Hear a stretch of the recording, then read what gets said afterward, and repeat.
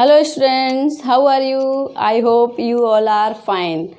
In the last class, we have seen 5 kingdom classifications of R.S. Whittaker. So now we will start Kingdom Monera. Is it clear? Kingdom Monera, सबसे पहले अपन kingdom Monera के जो common characters हैं उनको अपन यहाँ पर देख लेते हैं. So first, all monerans prokaryotic and microscopic. It means क्या हुआ कि जो ऑल मोनेराज हैं, जितने भी उन मोनेरा किंगडम में फाइलम और ऑर्गेनिजम्स आते हैं, वो कैसे हैं? They all are microscopic. It means ये यूनिसेलुलर होते हैं. प्रोकैरियोट्स हैं तो यूनिसेलुलर तो होंगे ही. They do not have nucleus. It means इनमें वेल डेवलप्ड न्यूक्लियस है ना, इनमें वेल डेवलप्ड न्यूक्लियस प्रेजेंट नहीं होता. और जब वेल डेवलप्ड न्यूक्लियस ही प्रेजेंट नहीं है तो न्यूक्लियर मेम्ब्रेन भी एब्सेंट होगी. बट ऐसा नहीं है कि न्यूक्लियर मेम्ब्रेन इनमें एब्सेंट है तो जो न्यूक्लियस का जेनेटिक मटेरियल है वो सेल के कुछ इस कोने में पड़ा, कुछ उस कोने में पड़ा है, ऐसा नहीं होगा. उसके अंदर एक मतलब वो मैटर स्केयर्ड होता है एक मतलब स्पेसिफिक प्लेस पर.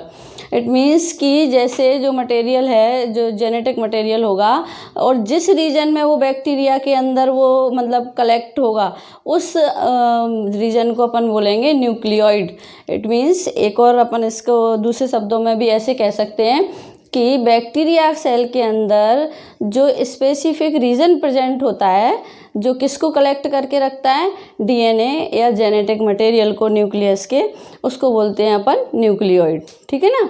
अब ऐसा नहीं है कि जब अपन ने कहा कि वो एक जगह इकट्ठा रहता है, तो ऐसा नहीं है कि डीएनए में किसी भी प्रोटीन मतलब हिस्टोन प्रोटीन की वजह से पैकेजिंग नहीं हो रही है, बट नॉन हिस्टोन प्रोटीन की वजह से ये एक जगह कलेक्ट रहता है.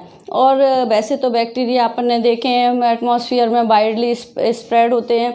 ठीक है ना. और इन ऑर्गेनिजम्स की सेकंड यदि पॉइंट अपन देखें ना, they are mostly single celled from colonies and trichome. जैसे अभी मैंने कहा कि ये ऑर्गेनिज्म कैसे होते हैं? वाइडली स्प्रेड रहते हैं ये.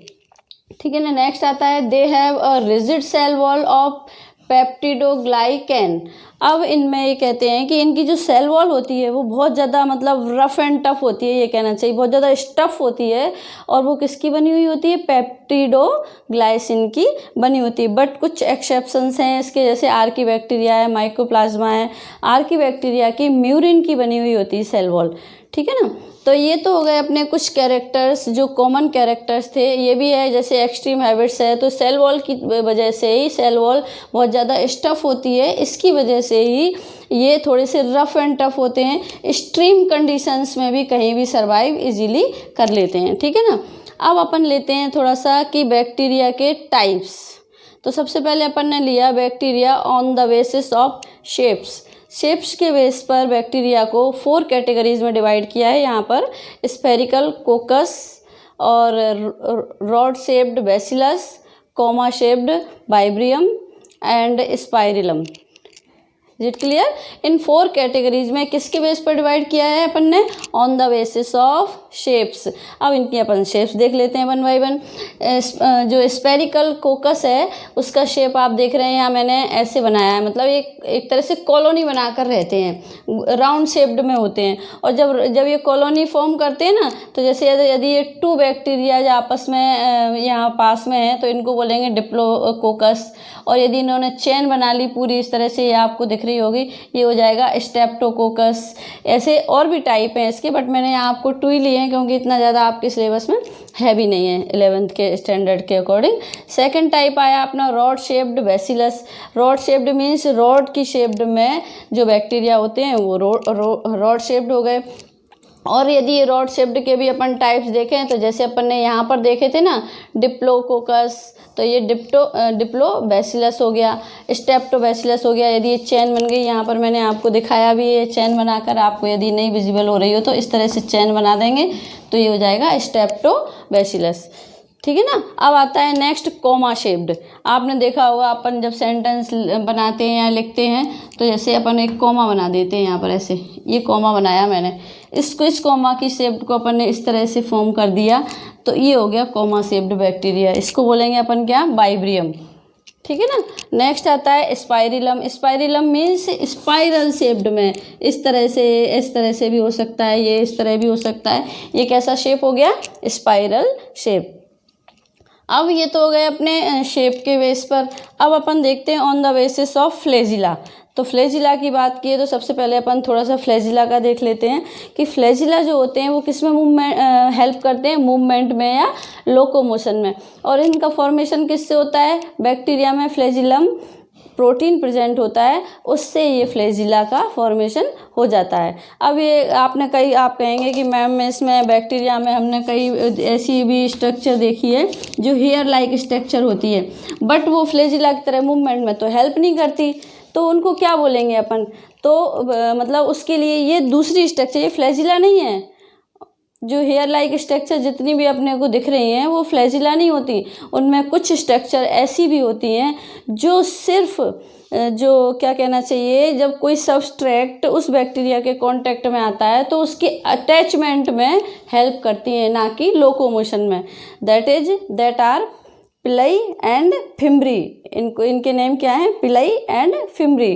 ये क्या करती हैं? सिर्फ अटैचमेंट में हेल्प करती हैं या सेलुलर एक्सटेंशन में हेल्प करती हैं, बाकी लोकोमोशन में इनका कोई रोल नहीं होता। लोकोमोशन के लिए ओनली कौन सी स्ट्रक्चर होती है? फ्लैजिला ही हेल्प करती है लोकोमोशन में, ठीक है ना। तो फ्लैजिला के बेस पर जो बैक्टीरिया हैं उनको 6 टाइप या 6 कैटेगरीज में डिवाइड किया गया है।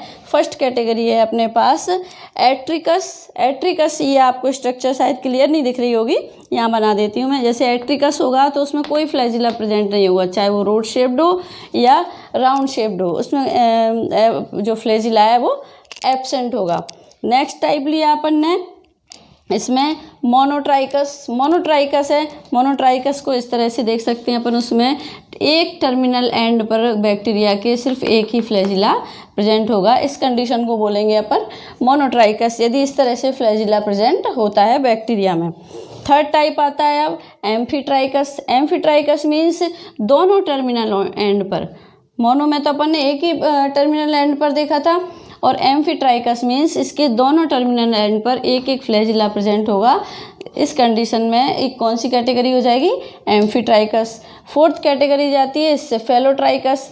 सेफेलोट्राइकस मीन्स कि जैसे यहाँ पर दिख भी रहा होगा आपको, ये मैंने यहाँ पर बनाया है कि जो बैक्टीरिया है उसके एक टर्मिनल एंड पर ही 4 फ्लैजिला प्रेजेंट होंगे एक साथ। इट इज़ कॉल्ड सेफेलोट्राइकस, ठीक है ना। अब यदि नेक्स्ट कंडीशन देखें इसकी अपन 5 नंबर पर ये दी हुई है आपकी लोफोट्राइकस।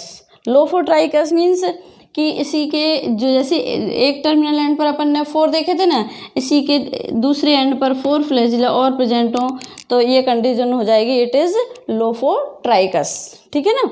नेक्स्ट आ जाती है पेरिट्राइकस। पेरिट्राइकस को देखा है, ये आपको वैसे यहाँ दिख ही रहा होगा कि जिसमें जो हेयर लाइक स्ट्रक्चर इस तरह से जो फ्लैजिला हैं वो पूरी बॉडी पर अरेंज हैं सीरियल से, दैट इज़ कॉल्ड पेरिट्राइकस, ठीक है ना। ये आपको समझ में आ गया किस किस के बेस पर बैक्टीरिया को अपन ने कैटेगरीज में डिवाइड कर दिया? शेप्स के बेस पर और फ्लैजिला के बेस पर। शेप्स के बेस पर 4 कैटेगरीज में डिवाइड किया, फ्लैजिला की कंडीशन के बेस पर या सिचुएशन के बेस पर अपन ने इनको 6 कैटेगरीज में डिवाइड कर दिया है। तो ये तो हो गए अपने कॉमन कैरेक्टर्स ऑफ मोनेरा के, ठीक है ना। मोनेरा के जो कॉमन कैरेक्टर्स थे उनकी अपन ने बात कर ली। अब आते हैं अपन इसके किंगडम मोनेरा के अंदर जो फाइलम आ रहे हैं, अब उनको अपन 1 बाय 1 उनकी स्टडी करते हैं, ठीक है। अब आता है उसमें सबसे फर्स्ट नेम आर्कीबैक्टीरिया। आर्कीबैक्टीरिया में जो सेल वॉल प्रेजेंट होती है मोनेरा में, पहले ही अपन ने कॉमन में पढ़ लिया था, बहुत ज़्यादा स्टफ़ होती है, और उसमें मैंने आर्कीबैक्टीरिया का एक एक्सेप्शन भी आपको बताया था कि म्यूरिन की बनी होती है तो और भी ज़्यादा स्टफ़ हो जाती है और हर एक कंडीशन में सर्वाइव कर लेते हैं ये, ठीक है ना। हार्श कंडीशन में होंगे तो जो हार्श कंडीशन में कौन से बैक्टीरिया होंगे आर्कीबैक्टीरिया के फाइलम में? हेलोफिल्स होंगे या हेलोफाइट्स भी बोलते हैं उनको अपन। और जो हॉट स्प्रिंग्स में होंगे वो थर्मोएसिडोफाइल्स होंगे, मर्शी एरियाज में होंगे वो मीथोजेंस होंगे। अब इनका थोड़ा सा अपन डिटेल देख लेते हैं। जैसे कि हॉट एरिया में है तो हॉट स्प्रिंग में जो बैक्टीरिया प्रेजेंट होंगे वो थर्मोफाइट्स होंगे। थर्मोफाइट्स प्रेजेंट हैं तो थर्मस एक्वेटस बैक्टीरिया प्रेजेंट होता है, जो किसके लिए रिस्पॉन्सिबल होता है? एक तो ये बहुत ज़्यादा एसिडिक होता है मीडियम वहाँ का, और एसिडिक मीडियम होता है तो ये जो थर्मो एसिडोफाइट्स है या थर्मस एक्वेटस बैक्टीरिया है, ये टैक पॉलीमरेज एंजाइम को प्रोड्यूस करने में रिस्पॉन्सिबल होता है। ठीक है ना, मतलब कि जो कैसे एरिया में पाए जाते हैं, हॉट स्प्रिंग एरिया में जो बैक्टीरिया प्रेजेंट होते हैं उनको क्या कहते हैं अपन? थर्मो एसिडोफाइट्स। ठीक है ना, और जो उसका जो थर्मस एक्वेटस बैक्टीरिया है वो किसके लिए रिस्पॉन्सिबल है? टैक पॉलीमरेज एंजाइम को प्रोड्यूस करने के लिए रिस्पॉन्सिबल होता है। ठीक है ना, ये तो हो गया अपना। अब मर्शी एरियाज के लिए किसको बताया था मैंने? मिथेनोजेंस। मिथेनोजेंस में ऐसे माइक्रो ऑर्गेनिजम्स होते हैं जो मीथेन गैस को प्रोड्यूस करने के लिए रिस्पॉन्सिबल होते हैं। कुछ एनिमल्स हैं जैसे कैटल एनिमल्स बोलते हैं ना इनको, कुछ कैटल्स जैसे फॉर एग्जांपल काऊ, बफेलो, इनके गट या इंटेस्टाइन में ये माइक्रो ऑर्गेनिजम्स या ये बैक्टीरिया प्रेजेंट होते हैं। और जब इनमें डंग या गोबर बोलते हैं ना डंग को, उसको प्रोड्यूस होता है तो उसमें जो मीथेन गैस में कन्वर्ट कर देते हैं उसे। इट मीन्स जो गोबर गैस या बायोगैस होती है, गोबर गैस या बायोगैस के प्रोडक्शन में जो मीथेन गैस प्रोड्यूस होती है तो ये बैक्टीरिया उसके डिकम्पोजिशन में हेल्प करते हैं, तभी तो मीथेन गैस प्रोड्यूस होगी ना। जब गोबर का डिकम्पोजिशन होगा तभी तो मीथेन गैस निकलेगी उससे। इट मीन्स ये डिकम्पोजिशन में ये बैक्टीरिया हेल्प करते हैं जिससे मीथेन गैस प्रोड्यूस होती है। ठीक है ना, ये हो गए अपने किसके? आर्की बैक्टीरिया के कुछ कहना चाहिए कैरेक्टर्स, जो स्पेशल कैरेक्टर्स हैं उसके। थर्ड आता है अपना यू बैक्टीरिया। अब यू बैक्टीरिया को सबसे पहले तो it is called true bacteria also, मतलब इसको अपन ट्रू बैक्टीरिया भी बोलते हैं। क्यों? क्योंकि इसमें क्लोरोफिल प्रेजेंट होता है। अब क्लोरोफिल प्रेजेंट होता है तो ये किसके लिए रिस्पॉन्सिबल हो गए? फोटोसिंथेसिस के लिए। फोटोसिंथेसिस के लिए प्रेजेंट हो गए, मतलब ये ऑटोट्रॉप्स टाइप के हो गए। ऑटोट्रॉप्स टाइप के होंगे तभी तो ये फोटोसिंथेसिस के प्रोसेस से अपने फूड को प्रिपेयर करेंगे। और ऐसे कौन से बैक्टीरिया होते हैं इस यू बैक्टीरिया में? साइनोबैक्टीरिया, है ना, साइनोबैक्टीरिया हैं या ब्लू ग्रीन एल्गी है। ये क्या करते हैं? सनलाइट की प्रेजेंस में फोटोसिंथेसिस के प्रोसेस को कंप्लीट करते हैं। नेक्स्ट इसमें एक एग्जांपल कीमोट्रॉपिक का भी है। यदि कीमोसिंथेटिक होंगे तो वो कौन से होंगे? नॉस्टॉक और एनाबिना। ऐसे यहाँ मैंने शायद मेंशन भी किया हुआ है, हाँ ये किया हुआ है यहाँ पर, नॉस्टॉक एंड एनाबिना। ये क्या करते हैं? जो एटमॉस्फेरिक नाइट्रोजन है उसके फिक्सेशन में हेल्प करते हैं। जैसे बहुत से लेग्यूमिनेसी फैमिली के प्लांट्स हैं, आपने देखा होगा, उनमें नाइट्रोजन फिक्सेशन का प्रोसेस ये नॉस्टॉक और एनाबिना बैक्टीरिया ही रिस्पॉन्सिबल होते हैं उसके लिए। ठीक है ना। अब आता है अपना हेट्रोट्रॉपिक। अब हेट्रोट्रॉपिक भी होते हैं ये बैक्टीरिया, तो हेट्रोट्रॉपिक होते हैं तो यू बैक्टीरिया में ये बहुत ज़्यादा माइक्रोस्कोपिक होते हैं और कॉलोनीज में भी मिलते हैं, और एक्वेटिक भी होते हैं। अब एक्वेटिक होते हैं तो इनके ऊपर एक म्यूकस की लेयर होती है, और वो म्यूकस की लेयर को अपन शीट बोलते हैं। ठीक है ना। उस शीट में एक ऐसा स्ट्रक्चर होता है, थोड़ा सा मैं यहाँ फॉर्म कर देती हूँ। जैसे ये तो एक एक्वेटस बैक्टीरिया है एक, और उसके अंदर इस तरह से एक शीट प्रेजेंट होती है जिसको अपन बोलते हैं हेट्रोसिस्ट। ये ही नाइट्रोजन फिक्सेशन के लिए रिस्पॉन्सिबल होती है। ठीक है ना। ये आपको समझ में आ गया। यहाँ से यू बैक्टीरिया ट्रू बैक्टीरिया होते हैं सबसे पहले तो, और क्लोरोफिल प्रेजेंट होता है। क्लोरोफिल प्रेजेंट होता है तो ये फोटोसिंथेटिक के लिए सिंथेसिस के लिए रिस्पॉन्सिबल होते हैं। तो ऐसे बैक्टीरिया कौन से हैं? इनका नाम मैंने आपको यहाँ बता दिया है, साइनोबैक्टीरिया या ब्लू ग्रीन एल्गी। नेक्स्ट लिया अपन ने कीमोसिंथेटिक। कीमोसिंथेटिक होते हैं उनका, उसके प्रोसेस को कौन से बैक्टीरिया करते हैं? Nostoc and Anabaena. ठीक है ना। नॉस्टॉक एंड एनाबिना ये क्या करते हैं? ये नाइट्रोजन फिक्सेशन के लिए रिस्पॉन्सिबल होते हैं। ठीक है ना। अब और दूसरा एक और फंक्शन है इनका, ये एटमॉस्फेरिक बैलेंस को मेंटेन करने में भी हेल्प करते हैं। जनरली क्या होता है सभी बैक्टीरिया में, वैसे तो मेजॉरिटी किसकी होती है? इसकी ऑटोट्रॉप्स की, बट हेटरोट्रॉपिक भी होते हैं बहुत सारे बैक्टीरियाज, ठीक है ना। अब आता है अपन नेक्स्ट इसका एक लेते हैं रिप्रोडक्शन। रिप्रोडक्शन में क्या होता है कि रिप्रोडक्शन में वैसे तो all bacterias mostly asexual reproduction में के मतलब एसेक्सुअल रिप्रोडक्शन के मेथड से अपने रिप्रोडक्शन के प्रोसेस को कंप्लीट करते हैं। कुछ बाइनरी फिजन से, कुछ बाय बडिंग, इस तरह से करते हैं। बट कुछ ऐसे ऑर्गेनिजम्स भी होते हैं जिनमें सेक्सुअल रिप्रोडक्शन की एबिलिटी भी होती है। तो सेक्सुअल रिप्रोडक्शन की एबिलिटी होती है तो जब ये बैक्टीरिया हैं वो किस तरह से अपना किन किन मेथड से अपना रिप्रोडक्शन का प्रोसेस कंप्लीट करेंगे, ये अपन यहाँ इन 3 पॉइंट से देख लेते हैं। कॉन्जुगेशन मीन्स कि जब सेल टू सेल, जब बैक्टीरिया सेल टू सेल मतलब जब एक बैक्टीरिया दूसरे बैक्टीरिया के कांटेक्ट में आ रहा है और कांटेक्ट में आएंगे तो सेल टू सेल डीएनए का ट्रांसफ़र होता है, दैट इज़ कॉल्ड कॉन्जुगेशन। समझ में आ रहा है ना। मतलब 2 बैक्टीरिया हैं और वो जब कांटेक्ट में आएंगे एक दूसरे के तो उनमें जो डीएनए का ट्रांसफ़र हो जाता है एक बैक्टीरिया से दूसरे बैक्टीरिया में, that is called conjugation. It is clear. Second process है अपना ट्रांसडक्शन। ट्रांसडक्शन मीन्स कि जब कोई भी बैक्टीरिया में डीएनए का ट्रांसफ़र किसके थ्रू हो रहा है, वायरस के थ्रू हो रहा है, वायरस के थ्रू हो रहा है, it means that is called transduction process, ठीक है ना। अब आता है थर्ड अपना ट्रांसफॉर्मेशन। ट्रांसफॉर्मेशन मीन्स कि जैसे एटमॉस्फेयर में कोई डीएनए प्रेजेंट है और उस डीएनए को कोई बैक्टीरिया एब्जॉर्ब कर लेता है, ये आपको 12th में आएगा, अभी इसका पूरा प्रोसेस मैं आपको यहाँ नहीं बताऊंगी। तो उस प्रोसेस को बोलते हैं अपन ट्रांसफॉर्मेशन। Is it clear. ये हो गया अपना रिप्रोडक्शन का। आपको यहाँ तक आई थिंक समझ में आ गया होगा। एक बार और मैं रिपीट कर देती हूँ। मोनेरा में they are all prokaryotes, do not have well defined nucleus, nuclear membrane is also absent, ये मैंने सब बता दिए थे आपको। और यदि न्यूक्लियर मेम्ब्रेन एब्सेंट है तो जो जेनेटिक मटेरियल है वो ऐसा नहीं है सेल में कहीं भी किसी कोने में थोड़ा यहाँ ऐसे बिखरा हुआ हो, नहीं होगा।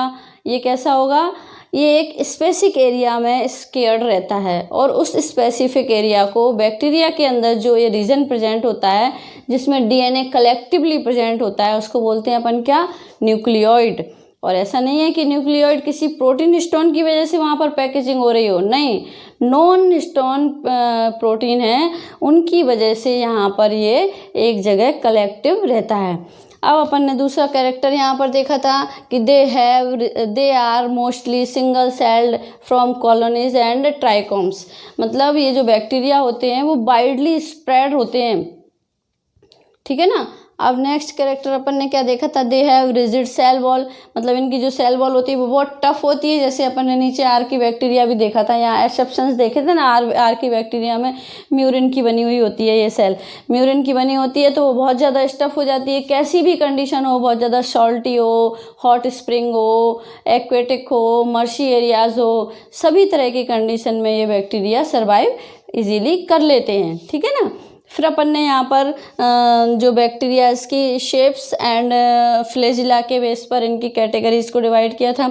शेप्स के बेस पर अपन ने 4 कैटेगरीज में डिवाइड किया और जो फ्लैजिला के बेस पर की सिचुएशन के बेस पर अपन 6 कैटेगरीज में इनको यहाँ डिवाइड कर दिया था, ठीक है ना। फिर अपन ने आर की बैक्टीरिया को लिया था, ये तो कॉमन कैरेक्टर हो गए थे किंगडम मोनेरा के। फिर अपन ने यहाँ आर की बैक्टीरिया को लिया।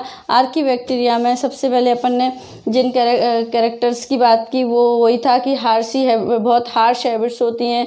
सॉल्टी एरियाज़ में जो हेलोफिल्स या हेलोफाइट्स बोलते हैं ये सर्वाइव कर जाते हैं किसी भी कंडीशन में, और जो थर्मोफाइट्स हैं वो हॉट स्प्रिंग एरिया में सर्वाइव कर लेते हैं। और किसके लिए, जो उनमें एक बैक्टीरिया प्रेजेंट होता है, कौन सा, थर्मस एक्वेटस बैक्टीरिया, वो किसके लिए रिस्पॉन्सिबल होता है, टैक पॉलीमरेज एंजाइम के लिए। फिर मर्सी एरियाज की अपन ने बात की कि जो गोबर गैस प्लांट होते हैं उनमें जो मीथेन गैस प्रोड्यूस होती है वो किन की वजह से होती है, इन मिथोजेंस बैक्टीरिया की वजह से, माइक्रो ऑर्गेनिजम्स की वजह से, क्योंकि ये उसको डिकम्पोज करते हैं और डिकम्पोज करते हैं तो मीथेन गैस प्रोड्यूस होती है, ठीक है ना।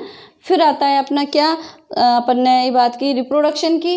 रिप्रोडक्शन में अपन ने एसेक्सुअल और सेक्सुअल दोनों टाइप्स का होता है इनमें, पर बट एसेक्सुअल रिप्रोडक्शन की मेजॉरिटी ज़्यादा होती है। फिर अपन ने इन 3 टाइप्स के जो रिप्रोडक्शन के प्रोसेस हैं, conjugation, transduction and transformation. Conjugation means cell to cell या बैक्टीरिया, एक बैक्टीरिया दूसरे बैक्टीरिया के कांटेक्ट में आकर डीएनए ट्रांसफ़र करता है। ट्रांसफॉर्मेशन मीन्स ट्रांसडक्शन में क्या होता है कि इसमें वायरस के थ्रू बैक्टीरिया में डीएनए प्रेजेंट होता है। ट्रांसफॉर्मेशन मीन्स एटमॉस्फेयर के में जो डीएनए प्रेजेंट होता है उसमें जो बैक्टीरिया होता है वो एब्जॉर्ब कर लेता है इस डीएनए को, उसके थ्रू इनमें रिप्रोडक्शन का प्रोसेस कंप्लीट होता है। अब अपना आता है इस फाइलम का, इस किंगडम का माइकोप्लाज्मा। माइकोप्लाज्मा में क्या क्या होता है? माइकोप्लाज्मा कैसा है? सबसे स्मॉलेस्ट, कैसा है? सबसे स्मॉलेस्ट लिविंग सेल है। ये आपको नीट में भी कई बार ये आता है कि स्मॉलेस्ट प्रोकैरियोटिक लिविंग सेल कौन सी है, तो आप तो यू बैक्टीरिया भी लिख दोगे क्योंकि स्मॉलेस्ट बोला है, यूनिसेलुलर है तो स्मॉलेस्ट ही है। यू बैक्टीरिया, आर्के बैक्टीरिया, माइकोप्लाज्मा कुछ भी लिख सकते हो, लेकिन इसका सबसे करेक्ट आंसर माइकोप्लाज्मा ही होगा क्योंकि ये सबसे ज़्यादा स्मॉलेस्ट लिविंग सेल्स होती हैं प्रोकैरियोट्स में, ठीक है ना। अब इनमें ऑक्सीजन प्रेजेंट नहीं हो, सेल वॉल तो इनमें प्रेजेंट ही नहीं होती क्योंकि, और विदाउट ऑक्सीजन भी ये सर्वाइव कर लेते हैं। तो अब आप कहेंगे यार मैम आप कैसी बातें कर रहे हो, जब इनमें सेल वॉल भी प्रेजेंट नहीं है और ऑक्सीजन भी नहीं हो तो भी ये सर्वाइव कर रहे हैं, तो ये कैसे कर सकते हैं? इसीलिए इन बैक्टीरियाज को joker of the plant kingdom भी बोलते हैं, ठीक है ना। इसका तो बहुत छोटी सी इन्फॉर्मेशन है, शायद बुक में आपके इतनी भी नहीं है, पर मैंने जो थोड़ा सा था एक्स्ट्रा वो आपको रेफरेंस बुक से थोड़ी सी एक्स्ट्रा दे दी है नॉलेज। अब ये पूरा हो गया शायद, मेरे आई थिंक आप लोगों को पूरा समझ में आ गया होगा। इसमें से थोड़े से अपने ये और रह गए हैं कि इन बैक्टीरिया से अपने को बेनिफिट क्या है, ठीक है ना। तो जैसे अपन ने लिया यू बैक्टीरिया ही लिया, तो यू बैक्टीरिया ये किस किस में हेल्प करते हैं अपने को? एक तो एंटीबायोटिक्स में हेल्प करते हैं फॉर्मेशन में, कर्ड फॉर्मेशन में भी आपको पता है अपन घर में दही जमाते हैं, कर्ड जमता है ना, तो किसकी वजह से जमता है? कौन रिस्पॉन्सिबल है उसके लिए? लैक्टोबैसिलस बैक्टीरिया, ठीक है ना। ऐसे ही डिकम्पोजिंग में भी हेल्प करते हैं। डिकम्पोजिंग में अपन ने मर्शी एरियाज में जो मीथोजेंस हैं वो अपन ने पढ़ ही लिया है, और नाइट्रोजन फिक्सेशन में भी हेल्प करते हैं, उसके लिए भी अपन ने पढ़ा है नॉस्टॉक और एनाविना को। इस तरह से ये जो अपने लिए जिनसे मतलब बेनिफिट है जिन बैक्टीरिया से, उनको अपन बोलते हैं ये, मतलब इनके थ्रू इस तरह के अपने को इनसे बेनिफिट हो जाते हैं, ठीक है ना। अब आता है पैथोजेंस, मतलब इनसे कौन कौन सी बीमारियां हो सकती हैं। टाइफॉइड भी है, इनसे टाइफॉइड के लिए भी रिस्पॉन्सिबल होते हैं, सिट्रस कैंकर के लिए भी होते हैं, टिटनस के लिए भी होते हैं। ऐसी बहुत सारी डिजीज़ हैं जिनके लिए रिस्पॉन्सिबल बैक्टीरिया होते हैं।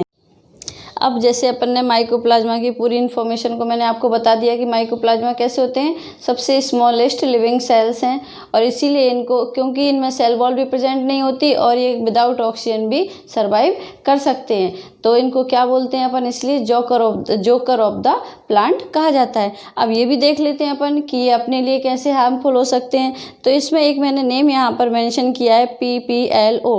PPLO means pleuro pneumonia like organisms. ये किसके लिए रिस्पॉन्सिबल होता है? निमोनिया के लिए रिस्पॉन्सिबल होता है। इसलिए PPLO जब अपन ने यहाँ पर देखा है, इट मीन्स ये किसके लिए हार्मफुल है अपने लिए? ये निमोनिया के कॉज के लिए रिस्पॉन्सिबल होता है। तो ये आज अपना कंप्लीट हुआ किंगडम मोनेरा, और इसकी जितने भी फाइलम थे इसके, और जितने भी इसके अंदर ऑर्गेनिजम्स आ रहे थे, उनने अपन ने सारी आई थिंक 11th के स्टैंडर्ड के अकॉर्डिंग, और नीट का भी थोड़ा सा टच कर लिया है अपन ने। ये इन्फॉर्मेशन अपनी कंप्लीट हो गई है। नेक्स्ट में अपन लेंगे किंगडम प्रोटिस्टा, और यदि इसमें आपको कोई क्वेरीज रह गई है और यदि कोई डाउट है तो आप मेरे कमेंट बॉक्स में डाल दीजिएगा, मैं आपकी उस प्रॉब्लम को सॉल्व करने की पूरी कोशिश करूँगी। और यदि आपको टीचिंग मटेरियल पसंद आ रहा है तो मेरे चैनल को सब्सक्राइब ज़रूर कीजिए। Thank you.